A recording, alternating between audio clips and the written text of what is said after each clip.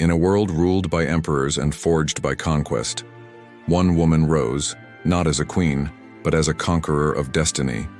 She was crowned emperor, not empress.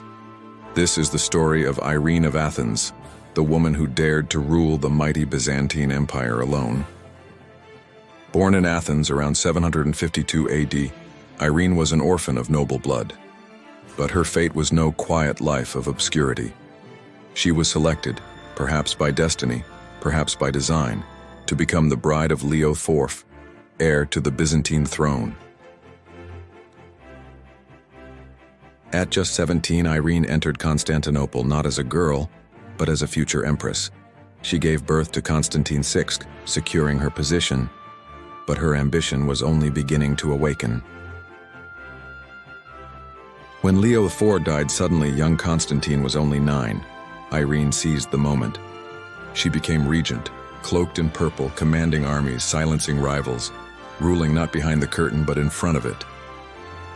But Irene's reign wasn't just power, it was revolution. At a time when religious icons were banned and smashed, she defied the orthodoxy.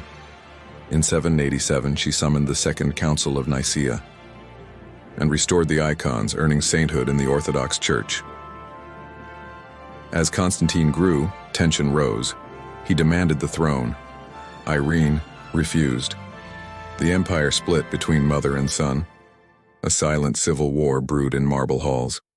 In a twist history can scarcely believe, Irene had her own son blinded.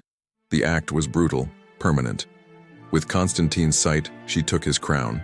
She declared herself sole ruler, not empress, but emperor. But power is a lonely throne.